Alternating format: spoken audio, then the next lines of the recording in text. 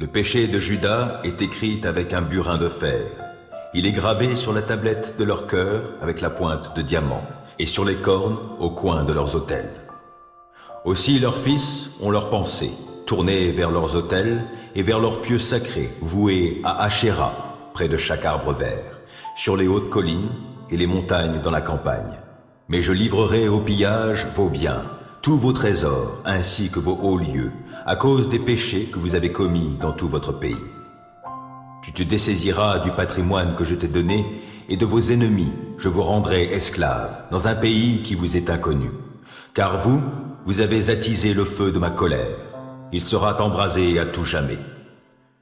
Voici ce que déclare l'Éternel. Maudit soit l'homme qui met sa confiance en l'homme et qui fait des moyens humains la source de sa force, mais qui détourne son cœur de l'Éternel. Il est comme un buisson dans le désert, et il ne verra pas arriver le bonheur. Il aura pour demeure un aride désert, une terre salée où n'habite personne. Béni soit l'homme qui met sa confiance en l'Éternel et qui fonde sur l'Éternel toute son assurance. Il sera comme un arbre planté près d'un cours d'eau qui étend ses racines vers le ruisseau. Il ne redoute rien lorsque vient la chaleur. Ses feuilles restent vertes, il ne s'inquiète pas pendant l'année de sécheresse, et il ne cesse pas de produire du fruit. Le cœur est tortueux plus que toute autre chose, et il est incurable. Qui pourrait le connaître? Moi, l'Éternel, moi, je sonde les cœurs, je scrute le tréfonds de l'être pour donner à chacun ce que lui auront valu sa conduite et les effets de ses agissements. Semblable à la perdrix qui a couvé des œufs qu'elle n'a pas pondus est l'homme qui amasse des richesses acquises injustement. Au milieu de sa vie, sa fortune le quitte et il montre finalement qu'il est un insensé. Il est un trône glorieux, élevé dès les origines. C'est là qu'est notre sanctuaire. Ô Éternel, toi l'espoir d'Israël, tous ceux qui t'abandonnent seront couverts de honte. Oui, ceux qui se détournent de moi vont à leur perte, parce qu'ils ont abandonné la source des eaux vives qu'est l'Éternel. Guéris-moi, Éternel, et je serai guéri. Oui, sauve-moi, et je serai sauvé.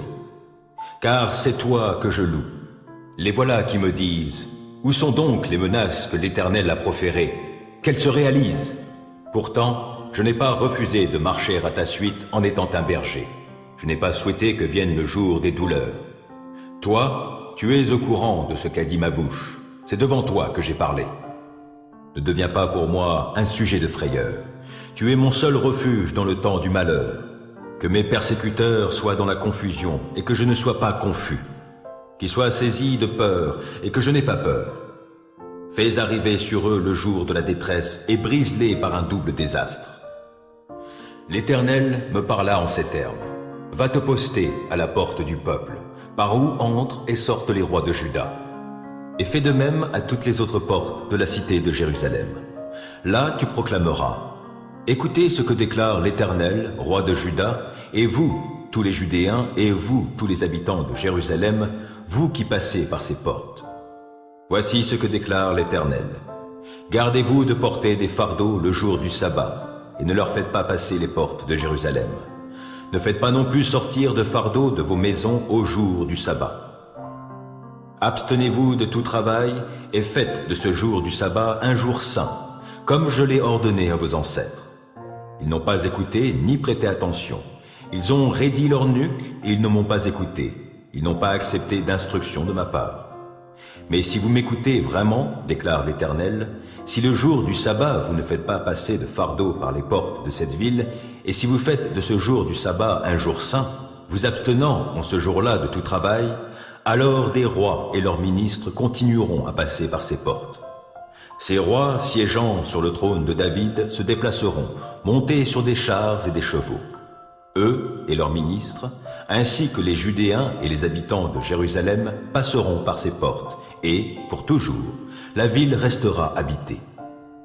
Alors des villes de Juda et des environs de Jérusalem, du territoire de Benjamin et de la vallée du Jourdain, de la montagne et du Néguev, on viendra pour offrir des holocaustes et d'autres sacrifices, des offrandes et de l'encens, pour offrir des sacrifices de reconnaissance dans le temple de l'Éternel. Mais si vous ne m'écoutez pas, si vous ne faites pas du jour du sabbat un jour saint, si vous ne vous abstenez pas de porter des fardeaux et de franchir les portes de Jérusalem en ce jour-là, alors je mettrai le feu aux portes de la ville, et il consumera les palais de Jérusalem. Il ne s'éteindra pas. Tenez-vous en silence devant moi, vous, les îles et les régions côtières. Que les peuples lointains raniment leur courage. Qu'ils approchent, qu'ils parlent. Oui, allons ensemble en justice. Qui a fait lever de l'Orient celui que la justice entraîne sur ses pas? Qui lui a livré les nations et qui a abaissé des rois? Son épée pulvérise les peuples devant lui, et son arc les disperse comme un fétu de paille emporté par le vent. Il les poursuit et va plus loin, indemne, par un chemin que son pied n'avait pas foulé auparavant. Qui accomplit cela? Qui le fait arriver? Qui appelle à la vie les générations d'hommes dès le commencement? Moi, l'Éternel, moi qui suis le premier, et qui suis avec les derniers, oui, c'est bien moi. Les habitants des îles et des régions côtières ont vu ce que j'ai fait, et sont saisis de crainte. Ceux qui ont pour demeure les confins de la terre se sont mis à trembler. Ils approchent, ils viennent. Ils cèdent mutuellement, chacun dit à son frère « Courage !» L'artisan encourage le fondeur. Le polisseur soutient celui qui bat l'enclume. Il dit de la soudure « Voilà du bon travail !» Et il fixe l'idole avec des clous afin qu'elle ne bouge pas. Quant à toi, Israël, mon serviteur, Jacob, que j'ai choisi, et descendance d'Abraham, qui était mon ami, toi que je suis allé chercher aux confins de la terre et que j'ai appelé de ses extrémités, toi à qui j'avais dit « Tu es mon serviteur, je t'ai choisi et non pas rejeté. Ne sois pas effrayé, car je suis avec toi. Ne sois pas angoissé, car moi je suis ton Dieu. Je t'affermis, je viens à ton secours, pour sûr je te soutiens de mon bras droit qui fait justice. Tous ceux qui sont irrités contre toi sombreront dans la honte et dans le déshonneur.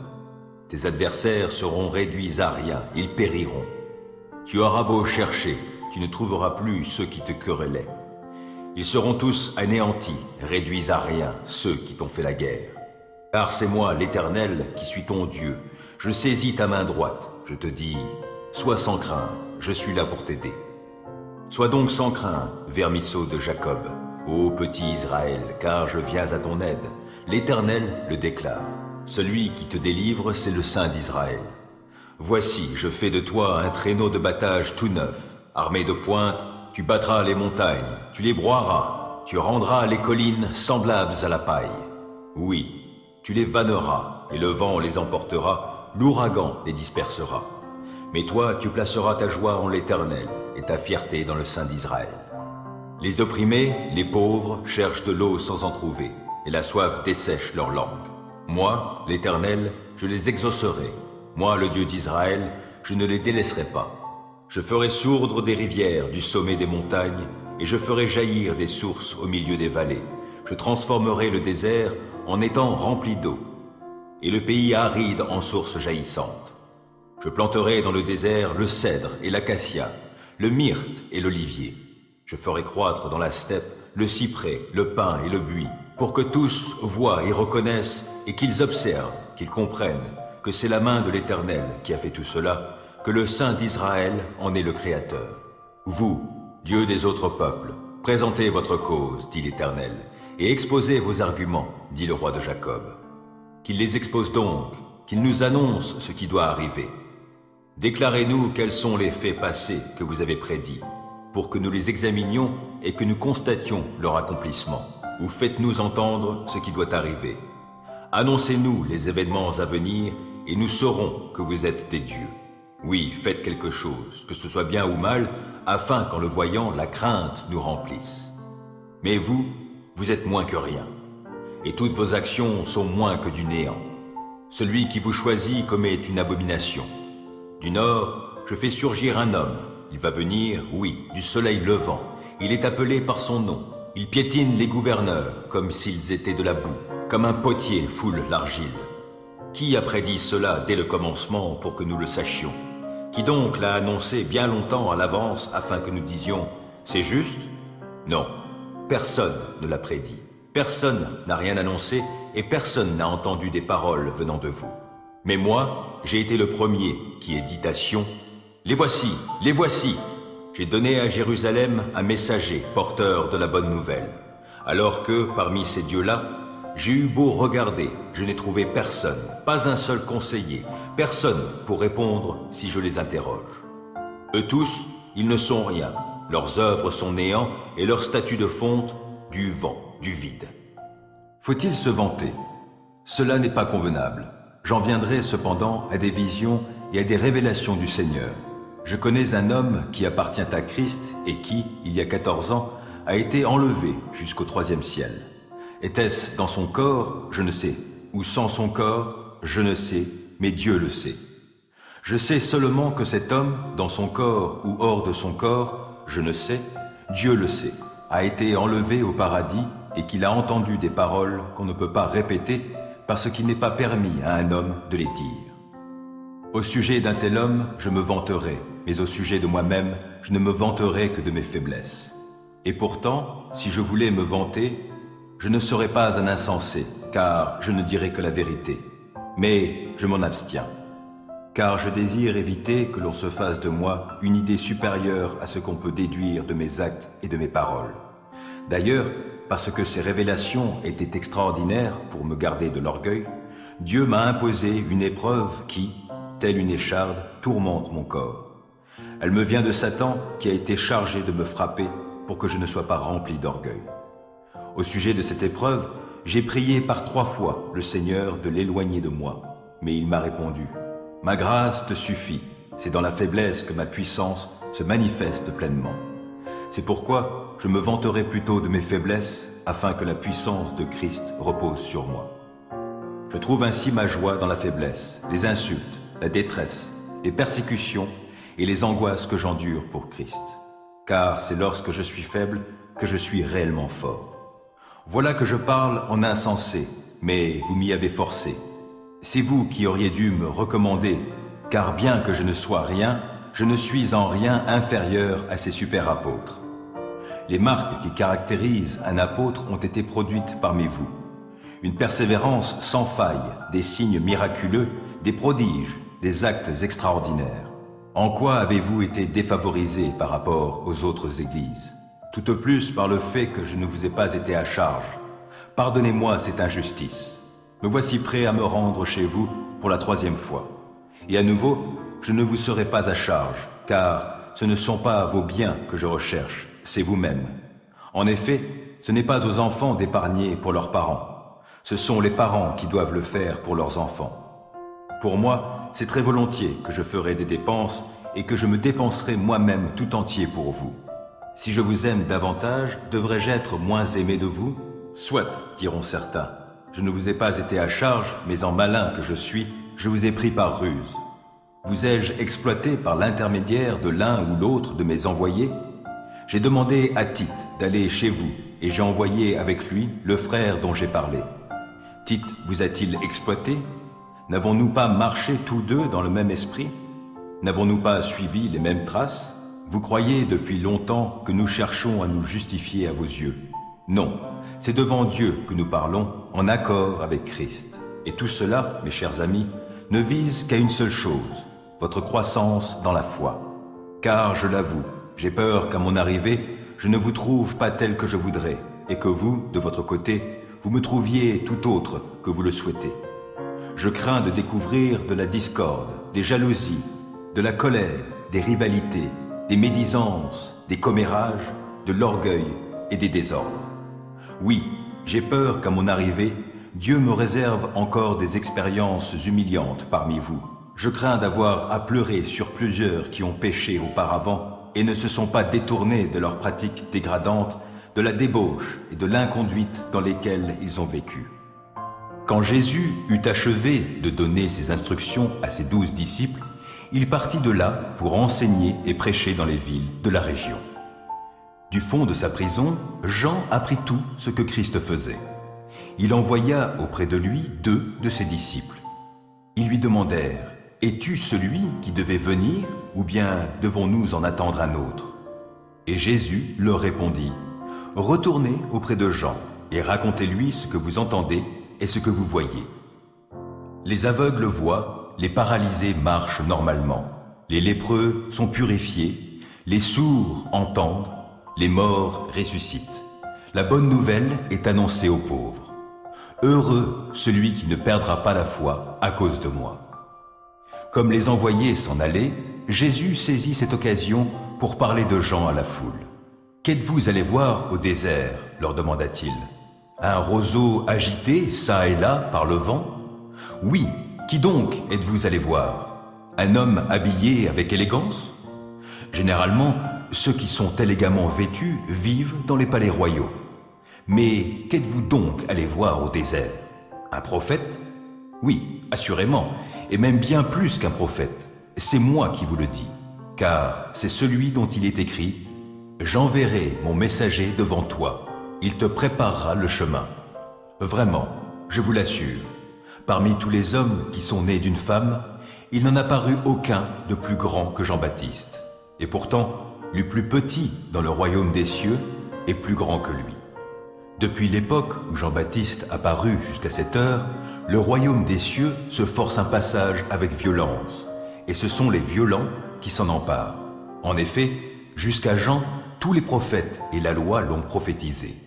Et, si vous voulez le croire, c'est lui, cet Élie qui devait venir. Celui qui a des oreilles, qui l'entendent. Ils sont comme ces enfants assis sur la place du marché qui crient à leurs camarades « Quand nous avons joué de la flûte, vous n'avez pas dansé.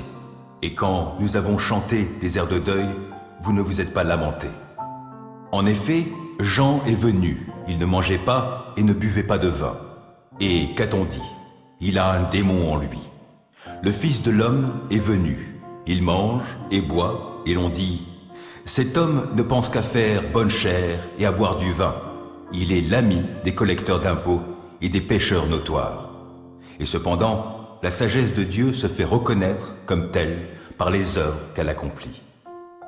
Alors Jésus adressa de sévères reproches aux villes où il avait fait la plupart de ses miracles, parce que leurs habitants n'avaient pas changé. « Malheur à toi, Chorazin! Malheur à toi, Bethsaïda! Car si les miracles qui se sont produits au milieu de vous avaient eu lieu à Tyr et à Sidon, il y a longtemps que leurs habitants auraient changé et l'auraient manifesté en revêtant des habits de toile de sac et en se couvrant de cendres. C'est pourquoi je vous le déclare, au jour du jugement, ces villes seront traitées avec moins de rigueur que vous. Et toi, Capernaum, crois-tu que tu seras élevé jusqu'au ciel? Non, tu seras précipité au séjour des morts. Car si les miracles qui se sont produits chez toi avaient eu lieu à Sodome, elle existerait encore aujourd'hui. C'est pourquoi je vous le déclare, au jour du jugement, le pays de Sodome sera traité avec moins de rigueur que toi. Vers cette même époque, Jésus dit « Je te loue, ô Père, Seigneur du ciel et de la terre, parce que tu as caché ces choses aux sages et aux intelligents, et que tu les as révélées à ceux qui sont tout petits. Oui, Père, car dans ta bonté, tu l'as voulu ainsi. Mon Père a remis toutes choses entre mes mains.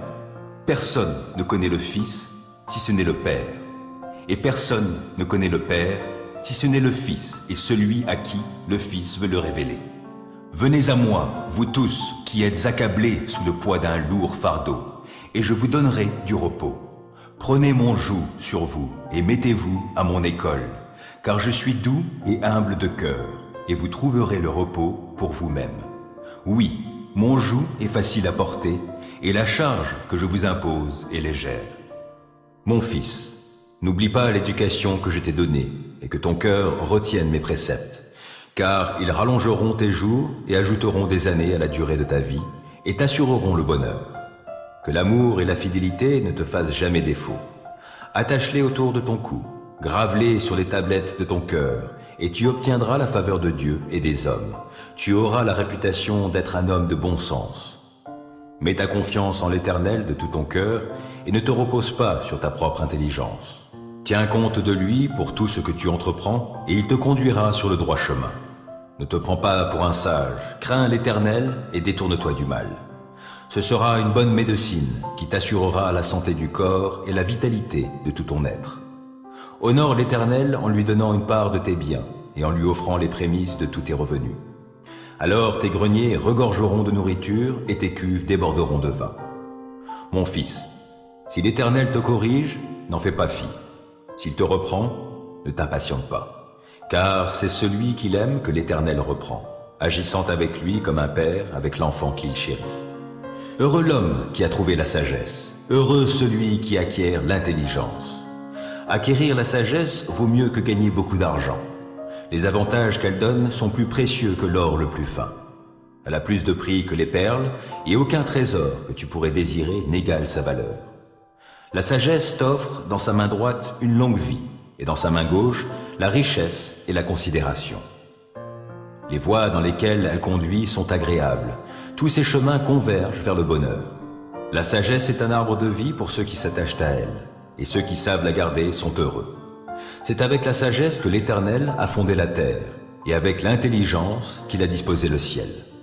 Par sa science, il a fait jaillir l'eau des sources et ordonné aux nuages de répandre la rosée. Mon fils, garde les yeux fixés sur la sagesse et la réflexion, retiens-les, car elles t'apporteront la vie. Elles seront une parure pour ton cou. Alors tu iras ton chemin en toute sécurité, sans trébucher. Quand tu te coucheras, tu n'éprouveras aucune crainte et ton sommeil sera paisible. Tu n'auras pas à redouter un désastre imprévu, ni la ruine qui ne manquera pas de fondre sur les méchants. Car l'Éternel sera ton assurance, il gardera ton pied de tout piège. Si tu en as le moyen, ne refuse pas de faire du bien à celui qui est dans le besoin. Ne dis pas à ton prochain, va-t'en et reviens plus tard, demain je te donnerai, alors que tu peux le faire tout de suite. Ne manigance rien de mal contre ton prochain, alors qu'il vit sans défiance près de toi. Ne cherche pas querelle à quelqu'un sans raison, alors qu'il ne t'a fait aucun mal. N'envie pas les violents et n'adopte aucun de leurs procédés, car l'Éternel a en horreur les gens pervers. Mais il réserve son intimité aux hommes droits. La malédiction de l'Éternel pèse sur la maison du méchant, mais il bénit la demeure des justes. Il se moque des moqueurs, mais il accorde sa faveur aux humbles. L'honneur sera à la part des sages, mais les insensés porteront la honte. Mieux vaut n'avoir qu'un crouton de pain sec et vivre dans la tranquillité que dans une maison où l'on festoie beaucoup tout en se querellant. Le serviteur intelligent gouvernera le fils indigne et recevra sa part d'héritage avec les frères. Le creuset épure l'argent et le four l'or, mais les cœurs, c'est l'Éternel qui les éprouve. Qui fait le mal écoute les propos des gens malfaisants, et le menteur prête l'oreille aux langues malveillantes. Se moquer du pauvre, c'est outrager son Créateur. Qui se réjouit du malheur d'autrui ne restera pas impuni. La couronne des vieillards, ce sont leurs petits-enfants, et la fierté des fils, ce sont leurs pères. Un langage distingué ne convient pas à l'insensé, combien moins le mensonge à un homme de haut rang. Dans l'esprit de ceux qui l'utilisent, le pot de vin agit comme une pierre magique. Quoi qu'il entreprenne, il doit leur assurer le succès. Qui veut se faire aimer, pardonne les torts qu'il a subis. Les rappeler divise les amis. Un reproche a plus d'effet sur un homme avisé que 100 coups de bâton administrés à un insensé. Le méchant ne recherche que la rébellion, mais c'est un messager sans pitié qui sera envoyé contre lui. Mieux vaut tomber sur une ours privée de ses petits que de rencontrer un insensé en proie à sa folie. Si quelqu'un rend le mal pour le bien, le malheur ne quittera plus sa demeure. Commencer une querelle, c'est ouvrir une brèche dans une digue. C'est pourquoi, abandonne la partie avant qu'éclate la dispute. Qui acquitte le coupable, qui condamne le juste, sont tous deux en horreur à l'Éternel. À quoi sert l'argent dans les mains d'un insensé? Peut-il acheter la sagesse quand il n'a pas de bon sens? Un ami aime en tout temps, et le frère est né pour le jour où l'on se trouve dans l'adversité. Seul un homme dépourvu d'intelligence s'engage et se porte garant des dettes d'autrui. Aimer les querelles, c'est aimer le péché. Qui fait l'important cherche sa ruine. L'homme au cœur tortueux ne trouvera pas le bonheur. Qui manie une langue perfide tombera dans le malheur. Qui donne naissance à un fils insensé en aura du chagrin, et le père d'un sot n'aura pas de quoi se réjouir. Un cœur joyeux est un excellent remède, mais l'esprit déprimé mine la santé. L'homme corrompu accepte des cadeaux sous le manteau pour fausser le cours de la justice. L'homme avisé a les yeux fixés sur la sagesse, mais les regards de l'insensé se portent au bout du monde. Un fils insensé fait le chagrin de son père et rend la vie amère à celle qui l'a enfanté. Il n'est pas bon de faire payer au juste une amende, ni de frapper de nobles dirigeants à l'encontre du droit. L'homme qui a de bonnes connaissances limite ses paroles, qui garde son sang-froid est intelligent. Le sot lui-même passe pour sage s'il sait se taire. Qui tient sa bouche close est intelligent. Loué soit l'Éternel, oui, qu'il est bon de célébrer notre Dieu en musique et qu'il est agréable et bienvenu de le louer. L'Éternel rebâtit Jérusalem, il y rassemblera les déportés du peuple d'Israël. Ceux qui sont abattus, il les guérit, il panse leurs blessures. C'est lui qui détermine le nombre des étoiles et, à chacune d'elles, il donne un nom. Notre Seigneur est grand, son pouvoir est immense, son savoir-faire est sans limite. L'Éternel soutient les petits, mais il renverse les méchants et les abaisse jusqu'à terre. Chantez pour l'Éternel d'un cœur reconnaissant. Célébrez notre Dieu en jouant de la lyre. Il couvre les cieux de nuages, prépare la pluie pour la terre, fait germer l'herbe sur les monts. Il donne leur pâture aux animaux, aux petits du corbeau que la faim fait crier. La vigueur du cheval n'est pas ce qui compte à ses yeux, ni la force de l'homme ce qui l'agrée. Mais l'Éternel agrée ceux qui le craignent et ceux qui comptent sur son amour. Ô toi, Jérusalem, célèbre l'Éternel. Loue ton Dieu, ô Sion. Car il a renforcé les verrous de tes portes, il a béni tes fils chez toi, il fait régner la paix sur tout ton territoire, et il te rassasie de la fleur du froment. À la terre, il envoie ses ordres, et promptement court sa parole. Il fait tomber la neige, on dirait de la laine, et il répand le givre, on dirait de la cendre. Il lance sa glace en grêlon. Qui peut supporter sa froidure? Dès qu'il en donne l'ordre, c'est le dégel. S'il fait souffler son vent, voici, les eaux ruissellent. C'est lui qui communique sa parole à Jacob et ses commandements, ses lois à Israël. Il n'a agi ainsi pour aucun autre peuple, aussi ses lois leur restent inconnues. Loué soit l'Éternel. Marie était cette femme qui, après avoir répandu une huile parfumée sur les pieds du Seigneur, les lui avait essuyés avec ses cheveux. Lazare, son frère, tomba malade. Les deux sœurs envoyèrent donc quelqu'un à Jésus pour lui faire dire « Seigneur, ton ami est malade. » Quand Jésus apprit la nouvelle, il dit « Cette maladie n'aboutira pas à la mort, elle servira à glorifier Dieu. Elle sera une occasion pour faire apparaître la gloire du Fils de Dieu. » Or Jésus était très attaché à Marthe, à sa sœur et à Lazare. Après avoir appris qu'il était malade, il resta encore 2 jours à l'endroit où il se trouvait. Puis il dit à ses disciples, « Retournons en Judée. »« Maître, lui dirent-ils, il n'y a pas si longtemps, ceux de la Judée voulaient te lapider, et maintenant tu veux retourner là-bas? N'y a-t-il pas 12 heures dans une journée, répondit Jésus. Si l'on marche pendant qu'il fait jour, on ne bute pas contre les obstacles, parce qu'on voit clair.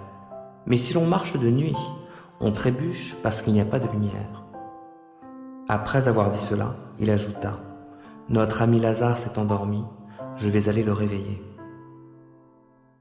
Sur quoi les disciples lui dirent, « Seigneur, s'il dort, il est en voie de guérison. » En fait, Jésus voulait dire que Lazare était mort, mais les disciples avaient compris qu'il parlait du sommeil ordinaire. Alors il leur dit clairement, « Lazare est mort, et je suis heureux, à cause de vous, de n'avoir pas été là-bas à ce moment-là, car cela contribuera à votre foi.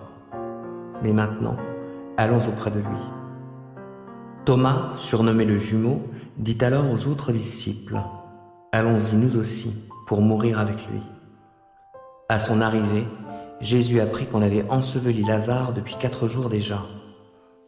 Béthanie était à moins de 3 kilomètres de Jérusalem. Aussi beaucoup de gens étaient-ils venus chez Marthe et Marie pour leur présenter leurs condoléances à l'occasion de la mort de leur frère. Quand Marthe apprit que Jésus approchait du village, elle alla à sa rencontre. Marie, elle, resta à la maison. Marthe dit à Jésus, « Seigneur, si tu avais été ici, mon frère ne serait pas mort. Mais je sais que maintenant encore, tout ce que tu demanderas à Dieu, il te l'accordera. » « Ton frère ressuscitera, lui dit Jésus. Je sais bien, répondit Marthe, qu'il reviendra à la vie au dernier jour, lors de la résurrection. Moi, je suis la résurrection et la vie, lui dit Jésus. Celui qui place toute sa confiance en moi vivra, même s'il meurt. Et quiconque vit et croit en moi ne mourra jamais. Crois-tu cela ? Oui, Seigneur, lui répondit-elle. Je crois que tu es le Messie, le Fils de Dieu, celui qui devait venir dans le monde. Là-dessus, elle partit appeler sa sœur Marie, et l'ayant prise à part, elle lui dit, « Le Maître est là, et il te demande. » À cette nouvelle, Marie se leva précipitamment et courut vers Jésus. Il n'était pas encore entré dans le village. Il était resté à l'endroit où Marthe l'avait rencontré. Ceux qui se trouvaient dans la maison avec Marie pour la consoler, la virent se lever brusquement et sortir. Ils la suivirent, pensant qu'elle allait au tombeau pour y pleurer. Marie parvint à l'endroit où était Jésus. Dès qu'elle le vit, elle se jeta à ses pieds et lui dit « Seigneur, si tu avais été ici, mon frère ne serait pas mort. » En la voyant pleurer, elle et ceux qui l'accompagnaient, Jésus fut profondément indigné et ému. « Où l'avez-vous enterré ? demanda-t-il. « Viens, Seigneur, lui répondirent-ils, tu verras. » Jésus pleura. Alors tous dirent, voyez comme il l'aimait. Quelques-uns remarquaient, il a bien rendu la vue à l'aveugle. N'aurait-il pas pu empêcher que Lazare meure ? Une fois de plus, Jésus fut profondément bouleversé. Il arriva au tombeau. C'était une grotte dont l'entrée était fermée par une pierre. « Enlevez la pierre, dit Jésus. » Marthe, la sœur du mort, dit alors, « Seigneur, il doit déjà sentir, cela fait 4 jours qu'il est là. » Jésus lui répondit, « Ne t'ai-je pas dit, si tu crois, tu verras la gloire de Dieu ?» On ôta donc la pierre. Alors Jésus, tournant son regard vers le ciel, dit, « Père, tu as exaucé ma prière et je t'en remercie. Pour moi, je sais que tu m'exauces toujours, mais si je parle ainsi, c'est pour que tous ceux qui m'entourent croient que c'est toi qui m'as envoyé. » Cela dit, il cria d'une voix forte, « Lazare, sors de là !» Et voici que le mort sortit du tombeau. Il avait les pieds et les mains entourés de bandes de lin, le visage recouvert d'un linge. Jésus dit à ceux qui étaient là, « Déliez-le de ses bandes et laissez-le aller. » En voyant ce que Jésus avait fait, beaucoup de ceux qui étaient venus auprès de Marie crurent en lui. Quelques-uns cependant s'en allèrent trouver les pharisiens et leur rapportèrent ce que Jésus avait fait. Alors, les chefs des prêtres et les pharisiens convoquèrent le grand conseil. « Qu'allons-nous faire ? disaient-ils. Cet homme accomplit trop de signes miraculeux. Si nous le laissons faire de la sorte, tout le monde va croire en lui. Alors les Romains viendront et détruiront notre temple et notre peuple. » L'un d'eux, qui s'appelait Caïphe et qui était grand prêtre cette année-là, prit la parole. « Vous n'y entendez rien, leur dit-il. Vous ne voyez pas qu'il est de votre intérêt qu'un seul homme meure pour le peuple, pour que le peuple ne disparaisse pas tout entier ? Or, ce qu'il disait là ne venait pas de lui. Mais il était grand prêtre cette année-là. Et c'est en cette qualité qu'il prophétisa qu'il fallait que Jésus meure pour son peuple. Et ce n'était pas seulement pour son peuple qu'il devait mourir, c'était aussi pour rassembler tous les enfants de Dieu dispersés à travers le monde et les réunir en un seul peuple. C'est ce jour-là qu'ils prirent la décision de faire mourir Jésus. Jésus cessa donc de se montrer en public. Il partit de là et se retira dans la région voisine du désert, dans une ville nommée Éphraïm. Il y passa quelque temps avec ses disciples. Comme la fête de la Pâque approchait, beaucoup de gens de tout le pays montaient à Jérusalem avant la fête pour se soumettre aux cérémonies rituelles de purification. Ils cherchaient donc Jésus et se demandaient entre eux, dans la cour du temple, « Qu'en pensez-vous ? Croyez-vous qu'il viendra à la fête ?» Or, les chefs des prêtres et les pharisiens avaient donné des instructions. Si quelqu'un savait où se trouvait Jésus, il devait les prévenir pour qu'on l'arrête. « Éternel, mon Dieu, malgré ta colère, ne me punis pas, et dans ton courroux, ne me châtie pas. Éternel, aie pitié de moi, car je suis sans force.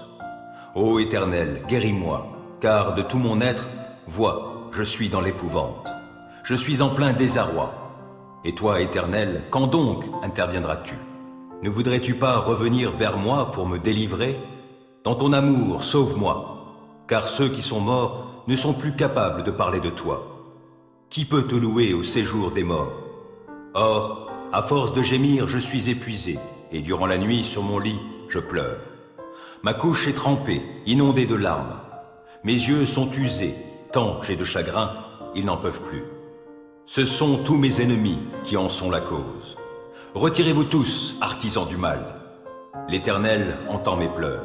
L'Éternel exauce mes supplications. L'Éternel accueille ma prière. Tous mes ennemis seront dans la honte et dans l'épouvante. Ils reculeront soudain, tout honteux. Ô Seigneur, d'âge en âge, tu as été notre refuge. Avant que soient nées les montagnes et que tu aies créé la terre et l'univers, de toute éternité et pour l'éternité, toi, tu es Dieu. Tu fais retourner l'homme à la poussière, et tu dis aux humains, retournez-y, car 1000 ans à tes yeux sont comme le jour d'hier qui est déjà passé, comme une seule veille au milieu de la nuit.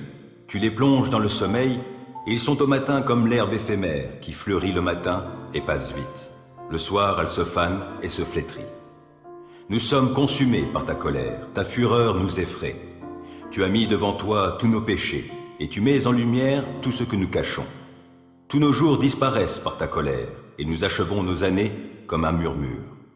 Le temps de notre vie, c'est 70 ans au mieux, 80 ans pour les plus vigoureux, et leur agitation n'est que peine et misère.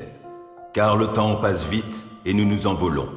Qui donc connaît l'intensité de ta colère et ton courroux à la mesure de la crainte qui t'est due? Oh, apprends-nous à bien compter nos jours, afin que notre cœur acquiert la sagesse. Tourne-toi de nouveau vers nous, ô Éternel. Jusque à quand tarderas-tu encore? Aie pitié de tes serviteurs. Rassasie-nous tous les matins de ton amour, et nous crierons de joie, pleins d'allégresse, tout au long de nos jours. Rends-nous en jours de joie les jours de nos épreuves, et en années de joie nos années de malheur. Que tes serviteurs voient tes œuvres, et que ta splendeur brille sur leurs descendants. Que le Seigneur, notre Dieu, nous accorde sa faveur. Fais prospérer pour nous l'ouvrage de nos mains. Oh oui, fais prospérer l'ouvrage de nos mains. Que Dieu se lève, et voici, ses adversaires sont dispersés, ses ennemis fuient devant lui. Tu les dissipes comme une fumée se dissipe, comme la cire qui fond au feu. Ainsi périssent devant Dieu tous les méchants. Alors les justes se réjouiront, et ils seront dans l'allégresse devant Dieu. Oui, ils seront remplis de joie. Chantez à Dieu, louez-le par vos chants. Frayez la voix de celui qui chevauche les nuées. Son nom est l'Éternel. Exultez de joie devant lui. Il est le Père des orphelins, le défenseur des veuves. Oui, tel est Dieu dans sa sainte demeure. Dieu accorde aux gens seuls une famille. Il donne aux prisonniers de sortir libres, dans la joie. Seuls les rebelles sont confinés dans un désert aride. Ô notre Dieu, quand tu sortis en tête de ton peuple, quand tu marchas dans le désert. La terre alors trembla, le ciel fondit en eau, devant Dieu, le Dieu du mont Sinaï, devant Dieu, le Dieu d'Israël. Tu répandis, ô Dieu, une pluie bienfaisante, pour affermir le peuple qui t'appartient alors qu'il était épuisé. Ton peuple habite dans le lieu que tu as préparé, ô Dieu, dans ta bonté, pour que les pauvres s'y installent. Le Seigneur dit un mot, et aussitôt les messagères d'une bonne nouvelle font une armée nombreuse. Les rois des armées ennemies s'enfuient, et c'est la débandade.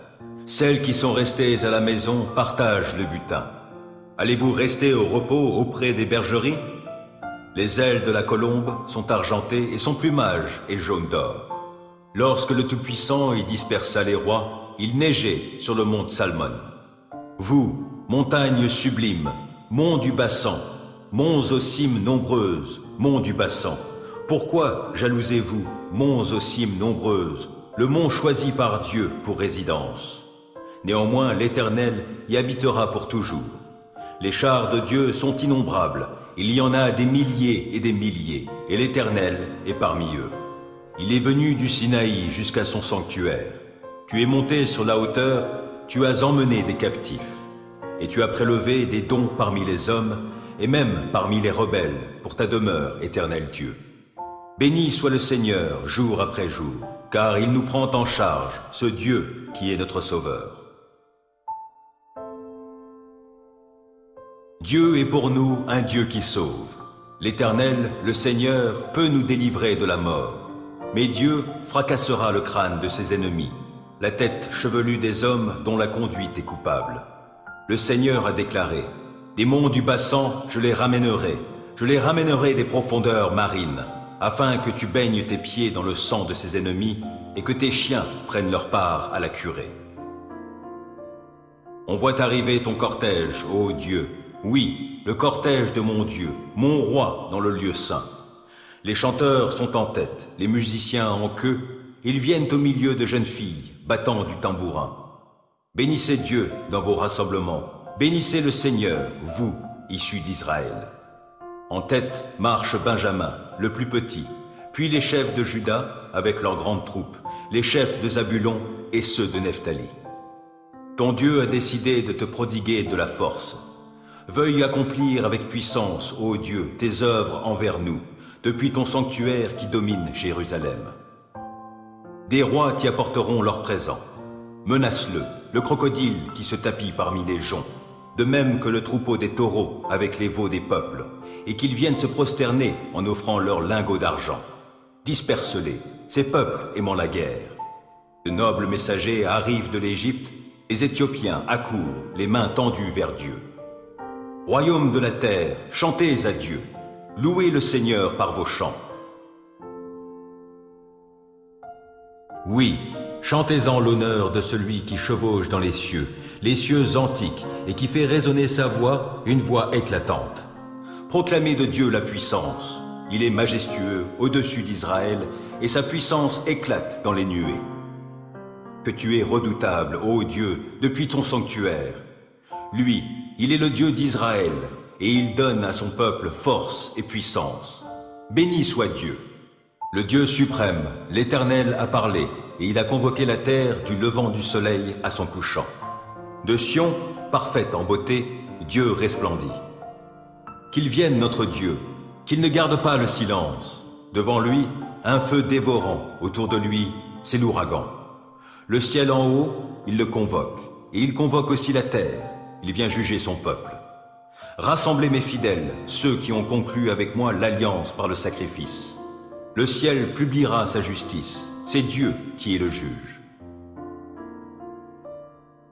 Mon peuple, écoute, je te parle, Israël, je témoigne contre toi, moi qui suis Dieu, ton Dieu. Ce n'est pas pour tes sacrifices que je t'adresse des reproches. J'ai constamment tes holocaustes sous les yeux. Je ne prendrai ni des taureaux dans ton étable, ni des boucs dans tes fermes, car tous les animaux des forêts sont à moi les bêtes par milliers dans les montagnes. Je connais tous les oiseaux des montagnes, et tous les animaux des champs me sont à portée de la main. Si j'avais faim, te le dirais-je? L'univers est à moi, et tout ce qu'il renferme. Vais-je manger la viande des taureaux, ou m'abreuver du sang des boucs? En sacrifice à Dieu, offre donc ta reconnaissance. Accomplis envers le Très-Haut les vœux que tu as faits. Alors tu pourras m'appeler au jour de la détresse. Je te délivrerai et tu me rendras gloire. Aux méchants aussi, Dieu s'adresse. Pourquoi rabâches-tu mes lois? Tu as mon alliance à la bouche, mais tu détestes l'instruction et tu rejettes mes paroles au loin, derrière toi. À peine as-tu vu un voleur, tu deviens son complice, et puis tu fais cause commune avec les adultères. Ta bouche forge la malice, ta langue tisse le mensonge. Lorsque tu t'assieds avec d'autres, tu calomnies ton frère et tu jettes le déshonneur sur le fils de ta mère. Lorsque tu agissais ainsi et que je n'ai rien dit, as-tu vraiment imaginé que je te ressemblais? Aussi je vais te corriger, tout mettre sous tes yeux. Comprenez donc cela, vous qui ignorez Dieu. Sinon, je vous déchirerai et nul ne vous délivrera. Qui, en guise de sacrifice, m'offre de la reconnaissance, celui-là me rend gloire. Et à celui qui règle son chemin, je ferai voir le salut que Dieu donne.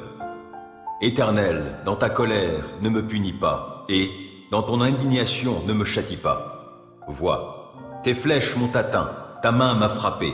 En mon corps, plus rien n'est intact sous l'effet de ta colère. Dans mes membres, rien n'est sain, mon péché en est la cause. Je suis submergé par mes fautes. Elles sont un poids bien trop lourd pour moi. Mes plaies infectées suppurent. Ma folie en est la cause. Triste, accablé, abattu, je me traîne tout le jour. Je sens un feu dans mes reins. Plus rien n'est intact en moi. Je suis à bout, écrasé, j'ai le cœur en désarroi, je ne cesse de gémir. Éternel, tous mes désirs, je te les ai présentés, et tous mes soupirs sont connus de toi. Mon cœur bat violemment et mes forces m'abandonnent.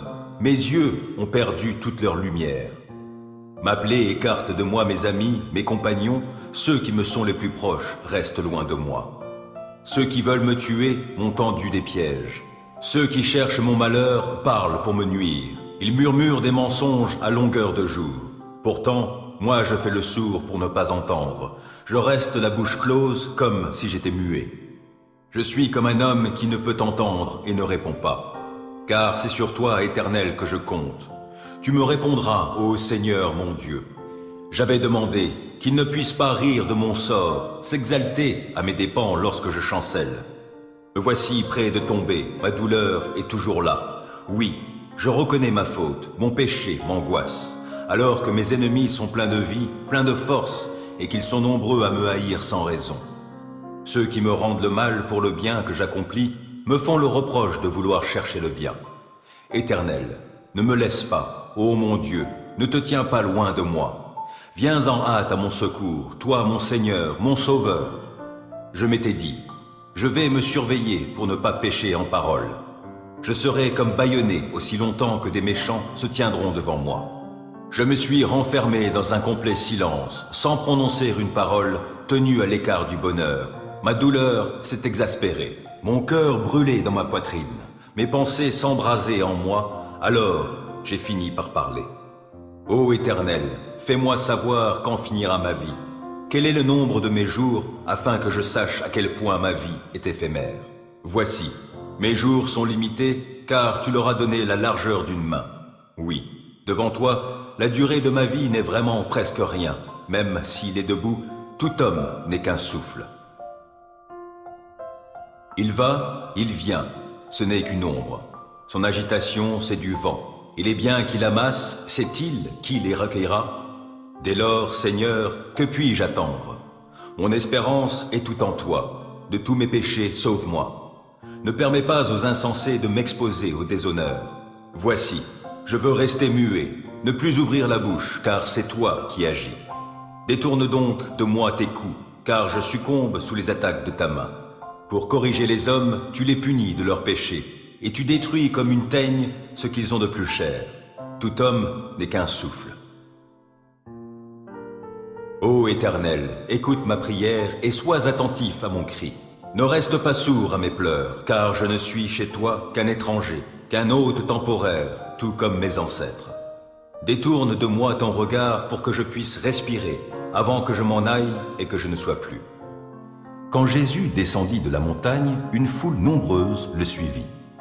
Et voici qu'un lépreux s'approcha et se prosterna devant lui en disant « Seigneur, si tu le veux, tu peux me rendre pur. » Jésus tendit la main et le toucha en disant « Je le veux, sois pur. » Aussitôt, il fut purifié de sa lèpre. « Attention, lui dit Jésus, ne le dis à personne, mais va te faire examiner par le prêtre et apporte l'offrande prescrite par Moïse. Cela leur servira de témoignage. » Jésus entrait à Capernaum, quand un officier romain l'aborda. Il le supplia, « Seigneur, mon serviteur est couché chez moi. Il est paralysé, il souffre terriblement. »« Je vais chez toi, lui répondit Jésus, et je le guérirai. »« Seigneur, dit alors l'officier, je ne remplis pas les conditions pour te recevoir dans ma maison, mais tu n'as qu'un mot à dire, et mon serviteur sera guéri. Car moi-même, je suis un officier subalterne, mais j'ai des soldats sous mes ordres, et quand je dis à l'un « va », il va. Quand je dis à un autre « viens », il vient. Quand je dis à mon esclave « fais ceci », il le fait. En entendant cela, Jésus fut rempli d'admiration, et s'adressant à ceux qui le suivaient, il dit « Vraiment, je vous l'assure, chez personne en Israël, je n'ai trouvé une telle foi. Je vous le déclare, Beaucoup viendront de l'Orient et de l'Occident et prendront place à table auprès d'Abraham, d'Isaac et de Jacob dans le royaume des cieux. Mais ceux qui devaient hériter du royaume, ceux-là seront jetés dans les ténèbres du dehors. Là, il y aura des pleurs et d'amers regrets. Puis Jésus dit à l'officier, « Rentre chez toi et qu'il te soit fait selon ce que tu as cru. » Et, à l'heure même, son serviteur fut guéri. Jésus se rendit alors à la maison de Pierre. Il trouva la belle-mère de celui-ci alitée avec une forte fièvre. Il lui prit la main et la fièvre la quitta. Alors, elle se leva et se mit à le servir. Le soir venu, on lui amena beaucoup de gens qui étaient sous l'emprise de démons. Par sa parole, il chassa ces esprits mauvais. Il guérit aussi tous les malades. Ainsi s'accomplissait cette parole du prophète Ésaïe. Il s'est chargé de nos infirmités et il a porté nos maladies. Lorsque Jésus se vit entouré d'une foule nombreuse, il donna ordre à ses disciples de passer de l'autre côté du lac. Un spécialiste de la loi s'approcha et lui dit « Maître, je te suivrai partout où tu iras. » Jésus lui répondit « Les renards ont des tanières et les oiseaux du ciel des nids. Mais le Fils de l'homme n'a pas d'endroit où reposer sa tête. » « Seigneur, lui dit un autre qui était de ses disciples, permets-moi d'aller d'abord enterrer mon Père. » Mais Jésus lui répondit, « Suis-moi et laisse à ceux qui sont morts le soin d'enterrer leurs morts. » Il monta dans un bateau et ses disciples le suivirent. Tout à coup, une grande tempête se leva sur le lac et les vagues passaient par-dessus le bateau. Pendant ce temps, Jésus dormait. Les disciples s'approchèrent de lui et le réveillèrent en criant « Seigneur, sauve-nous, nous sommes perdus !» « Pourquoi avez-vous si peur ?» leur dit-il. « Votre foi est bien petite. » Alors il se leva, parla sévèrement au vent et au lac, et il se fit un grand calme. Saisis d'étonnement, ceux qui étaient présents disaient « Quel est donc cet homme pour que même les vents et le lac lui obéissent ?» Quand il fut arrivé de l'autre côté du lac, dans la région de Gadara, deux hommes qui étaient sous l'emprise de démons sortirent des tombeaux et vinrent à sa rencontre. Ils étaient si dangereux que personne n'osait plus passer par ce chemin. Et voici qu'ils se mirent à crier « Que nous veux-tu, Fils de Dieu ? Es-tu venu nous tourmenter avant le temps ?» Or, il y avait, à quelque distance de là, un grand troupeau de porcs en train de paître. Les démons supplièrent Jésus « Si tu veux nous chasser, envoie-nous dans ce troupeau de porcs. » « Allez !» leur dit-il. Les démons sortirent de ces deux hommes et entrèrent dans les porcs. Aussitôt, tout le troupeau s'élança du haut de la pente et se précipita dans le lac, et toutes les bêtes périrent noyées. Les gardiens du troupeau s'enfuirent, coururent à la ville et allèrent raconter tout ce qui s'était passé, en particulier ce qui était arrivé aux deux hommes qui étaient sous l'emprise de démons. Là-dessus, tous les habitants de la ville sortirent à la rencontre de Jésus et, quand ils le virent, le supplièrent de quitter leur territoire. « Fais-moi justice, ô Éternel, car la vie que je mène est sans reproche. Je me confie en l'Éternel, je ne faiblirai pas. Sonde-moi, Éternel, éprouve-moi et examine mon cœur et mes pensées. Je garde ton amour présent à mon esprit et je conduis ma vie selon ta vérité. Je ne vais pas m'asseoir avec les hommes fourbes. Je ne fréquente pas les hypocrites. Je hais la compagnie de ceux qui font le mal. Je ne vais pas m'asseoir chez les méchants. Je laverai mes mains en signe d'innocence avant de m'approcher de ton autel, ô Éternel, pour t'exprimer ma gratitude et raconter tes œuvres merveilleuses. Ô Éternel, j'aime le lieu où tu habites et où ta gloire a sa demeure. Ne lie donc pas mon sort à celui des pécheurs, ne m'ôte pas la vie avec les assassins. Ils ont commis des actes criminels, ils se sont laissés acheter. Mais moi, je veux mener une vie sans reproche. Délivre-moi et fais-moi grâce. Je marche sur le droit chemin. Oui, je veux te bénir, ô Éternel, au sein de l'assemblée. Et maintenant écoutez-moi, vous qui êtes riches. Pleurez et lamentez-vous au sujet des malheurs qui vont fondre sur vous. Votre richesse est pourrie et vos vêtements sont rongés par les mites. Votre or et votre argent sont corrodés, et cette corrosion témoignera contre vous. Elle dévorera votre chair comme un feu. vous avez entassé des richesses dans ces jours de la faim. Vous n'avez pas payé leur juste salaire aux ouvriers qui ont moissonné vos champs. Cette injustice crie contre vous, et les clameurs des moissonneurs sont parvenues jusqu'aux oreilles du Seigneur des armées célestes. Vous avez vécu ici-bas dans les plaisirs et le luxe. Vous vous êtes engraissés comme des animaux pour le jour où vous allez être égorgés. Vous avez condamné, vous avez assassiné des innocents sans qu'ils vous résistent. Frères et sœurs, patientez donc jusqu'à ce que le Seigneur vienne. Pensez au cultivateur. Il attend les précieuses récoltes de sa terre. Il prend patience à leur égard, jusqu'à ce que tombent les pluies de l'automne et du printemps. Vous aussi, prenez patience. Soyez pleins de courage, car la venue du Seigneur est proche. Ne vous répandez pas en plaintes les uns contre les autres, frères et sœurs, si vous ne voulez pas être condamnés. Voici que le juge se tient déjà devant la porte. Frères et sœurs, prenez comme modèle de patience persévérante dans la souffrance les prophètes qui ont parlé de la part du Seigneur. Oui, nous disons bienheureux ceux qui ont tenu bon. Vous avez entendu comment Job a supporté la souffrance. Vous savez ce que le Seigneur a finalement fait en sa faveur, parce que le Seigneur est plein de bonté et de compassion. Avant tout, frères et sœurs, ne faites pas de serment, ni par le ciel, ni par la terre, ni par n'importe quoi d'autre. Que votre oui soit un vrai oui, et votre non un vrai non, afin que vous ne tombiez pas sous le coup de la condamnation. L'un de vous passe-t-il par la souffrance? Qu'il prie. Un autre est-il dans la joie? Qu'il chante des cantiques. L'un de vous est-il malade? Qu'il appelle les responsables de l'Église, qui prieront pour lui, après lui avoir fait une onction d'huile au nom du Seigneur. La prière faite avec foi obtiendra la guérison du malade, et le Seigneur le relèvera. S'il a commis quelque péché, il lui sera pardonné. Confessez vos péchés les uns aux autres, et priez les uns pour les autres, afin que vous soyez guéris. Quand un juste prie, sa prière a une grande efficacité.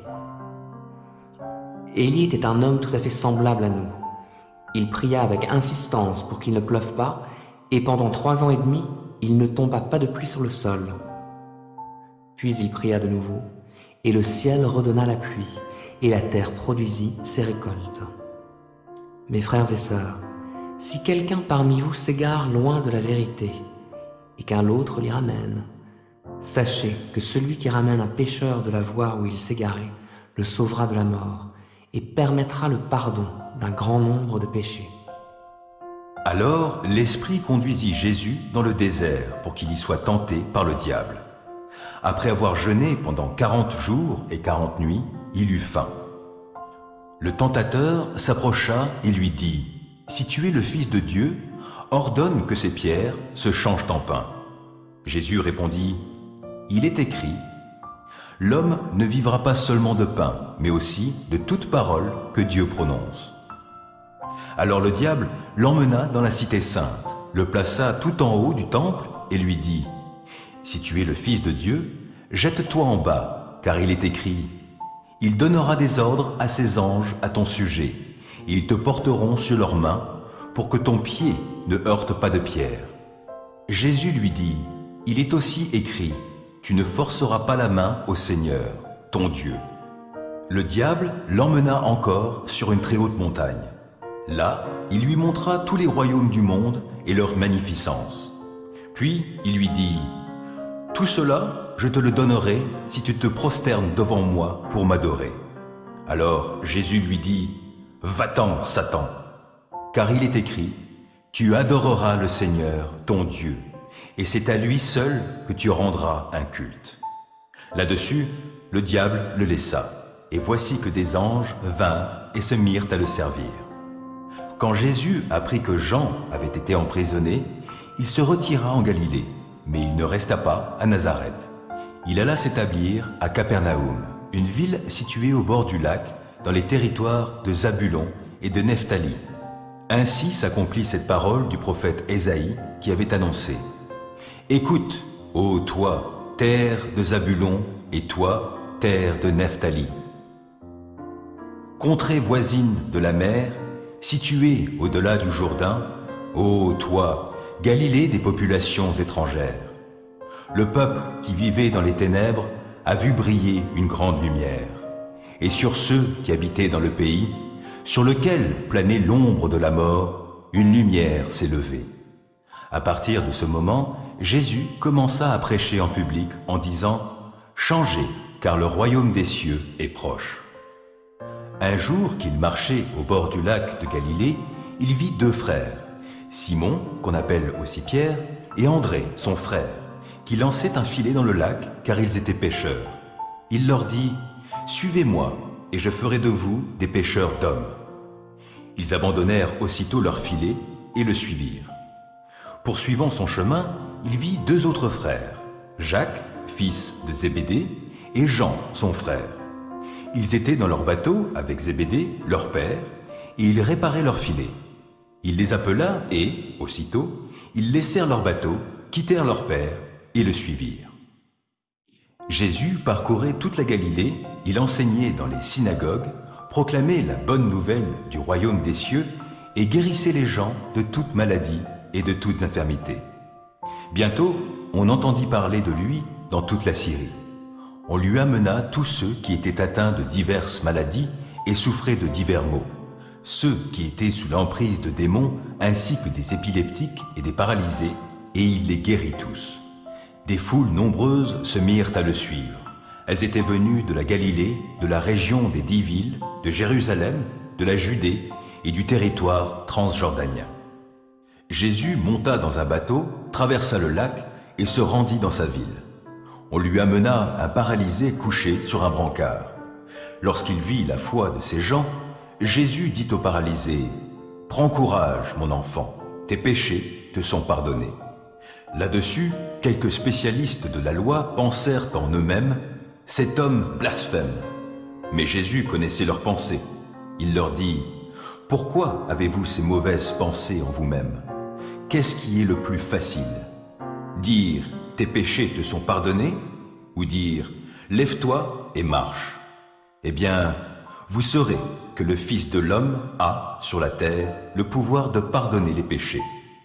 Alors, il dit au paralysé, « Je te l'ordonne, lève-toi, prends ton brancard et rentre chez toi. » Le paralysé se leva et s'en alla chez lui.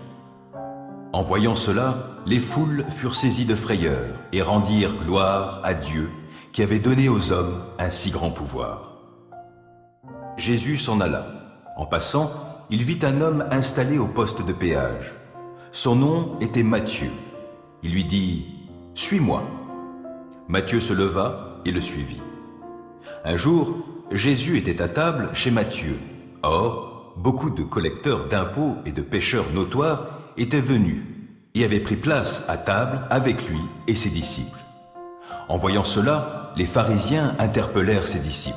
« Comment votre maître peut-il manger de la sorte avec des collecteurs d'impôts et des pêcheurs notoires ?» Mais Jésus, qui les avait entendus, leur dit « Les bien portants n'ont pas besoin de médecins, ce sont les malades qui en ont besoin. Allez donc apprendre quel est le sens de cette parole. Ce que je veux, c'est la compassion bien plus que les sacrifices, car je ne suis pas venu appeler des justes, mais des pécheurs. » Alors les disciples de Jean vinrent trouver Jésus et lui demandèrent « Comment se fait-il que tes disciples ne jeûnent pas, alors que nous, comme les pharisiens, nous le faisons souvent ?»